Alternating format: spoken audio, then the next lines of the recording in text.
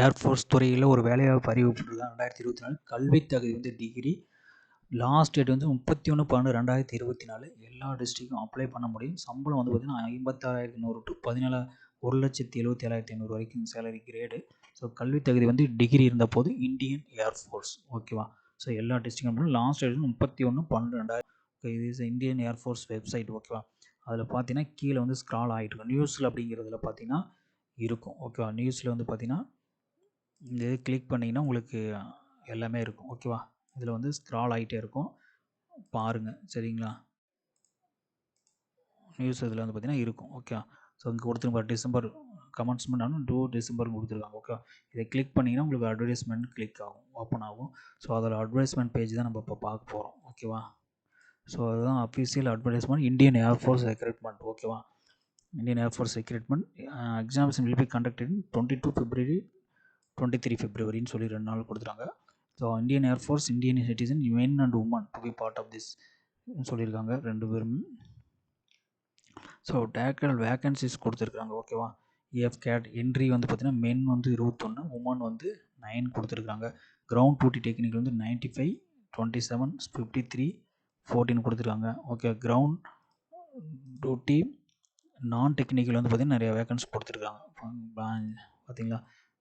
ஃபுல்லாக நிறைய வேக்கன்சி கொடுத்துருக்காங்க ஓகே. ஃப்ளையிங் பார்த்திங்கன்னா அதேமாதிரி என்சிசி ஸ்பெஷல் என்ட்ரிக்கு சம் 10% ஆஃப் சீட் வந்து ஒதுக்கிறாங்க. என்சிசி இருந்ததுன்னா அது மாதிரி யூஸ் பண்ணிக்கலாம் ஓகேவா.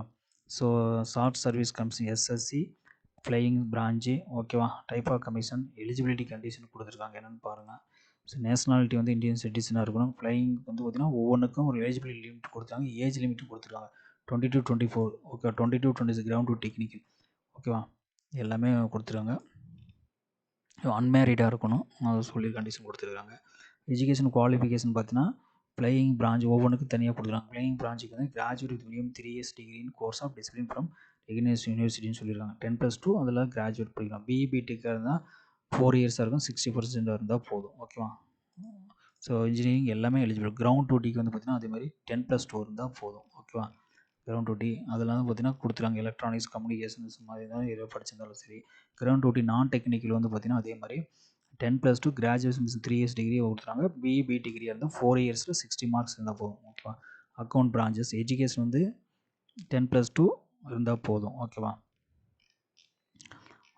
ஸோ எல்லாமே கொடுத்துருக்காங்க. ஸோ அப்ளை பண்ணுறதுக்கு என்னென்னு கொடுத்துருக்காங்க பார்த்துங்க சரி. கேண்டிடேட்ஸ் லாகின் உள்ளே போய் apply not yet registered. So புதுசாக ரிஜிஸ்டர் பண்ணால் புதுசாக ரிஜிஸ்டர் பண்ணிக்கணும். இது வரைக்கும் பண்ணாதீங்க புதுசாக பண்ணிக்கணும். ஸோ என்னென்னு கேட்பாங்கன்னு பார்த்து fill application name, father name, mother name, date of birth, gender, qualification இதெல்லாம் வந்து ஸ்டெப் பை ஸ்டெப்பாக கொடுத்துருக்காங்க. என்னென்ன ஃபில் பண்ணணும் அப்படிங்கிறத அப்ளை பண்ணும் போல் என்னென்ன கேட்கும் அப்படிங்கிறது இதில் கொடுத்துருக்காங்க சரிங்க. நீங்கள் ஸ்டெப் பை ஸ்டெப்பாக நீங்கள் பண்ணிக்கலாம். ஒவ்வொன்று எக்ஸாம் ஃபீ அதே மாதிரி 550 இருக்குது. 550 + ஜிஎஸ்டி கொடுத்துருக்காங்க சரிங்களா. ஸோ எல்லா டீட்டெயில்ஸும் இதில் கேட்டிருக்காங்க. ஸ்டெப் பை ஸ்டெப்பாக பார்த்து நீங்கள் ஃபில் பண்ணணும் ஓகேங்களா. டெஸ்ட்டு கொடுத்துருக்குறாங்க. டியூரேஷன் ஆஃப் டெஸ்ட்டு வந்து அதே மாதிரி எக்ஸாம் ஷெட்யூல் கொடுத்துருக்காங்க. 22 and 23 நடக்குது. ஸோ கேண்டிடேட்ஸ் ரிப்போர்ட்டிங் டைம் கொடுத்துருக்காங்க. ஸோ எக்ஸாம் டியூரேஷன் வந்து 2 hours 100 கொஸ்டின் 300 marks அப்படி ஈச் கொஸ்டின் வந்து 3 marks கொடுக்குறாங்க. மார்க்கிங் ஸ்கீம் வந்து கொடுத்துருக்காங்க. ஸோ எந்த மாதிரி மார்க் நார்மலைசேஷன் மார்க் எப்படி கன்வெர்ட் பண்ணுறான்னு கொடுத்துருக்காங்க ஒவ்வொரு ஸ்டெப்பாக. சிலபஸ் கொடுத்துருக்காங்க okay. English, general knowledge, numerical, reasoning, military, practice test, standards எல்லாம் வந்து சிலபஸ் தான் கூட கொடுத்துருக்குறாங்க ஓகேவா. ஸ்டடி பண்ணுங்கள். அப்போ எக்ஸாமினேஷன் சிட்டிஸ் எங்கெங்கே நடக்குது அப்படிங்கிறத ஒரு டீட்டெயில்ஸ் நிறைய கொடுத்துருக்காங்க ஓகேவா. சென்னையில் நம்ம நடக்குது, சென்னையிலேயும் நடக்குது ஓகே. நம்ம தமிழ்நாட்டில் சென்னையிலேயும் நடக்குது ஓகே. பக்கத்தில் வந்து பார்த்திங்கன்னா கொச்சி இது மாதிரி எல்லா மதுரை ஓகேவா எல்லா இடத்துலையும் நடக்குது. தமிழ்நாட்டிலேயே 2-3 இடத்துல நடக்குது. மதுரை, சென்னை நடக்குது ஓகேங்களா. ஸோ பார்த்துங்க. கோயம்புத்தூர் ஓகேவா, கோயம்புத்தூர் நடக்குது ஓகே. சென்னை, கோயம்புத்தூர், மதுரை ஓகே 3 இடத்துல தமிழ்நாட்டில் நடக்குது. இந்த டீட்டெயில்ஸ் பார்த்துங்க. பார்த்துட்டு உங்களுக்கு எந்த லொக்கேஷன் போனால் எக்ஸாமினேஷன் சிட்டிஸ் வந்து நீங்கள் செலக்ட் பண்ணிங்க. பக்கத்தில் திருவனந்தபுரம் இருக்குது ஓகே. புதுச்சேரி இருக்குது. ஸோ அங்கே மாதிரி நீங்கள் அப்ளை பண்ணிக்கலாம் ஓகே. பக்கத்தில் மாதிரி அப்ளை பண்ணிக்கலாம். ஸோ எல்லா டீட்டெயில்ஸும் நான் உங்களுக்கு அப்ளை பண்ணுறேன். நீங்கள் நோட்டிஃபிகேஷன் நீங்கள் பார்த்துங்க. ஃபுல்லாக ரீட் பண்ணிட்டு அப்ளை பண்ணுங்கள் சரிங்களா.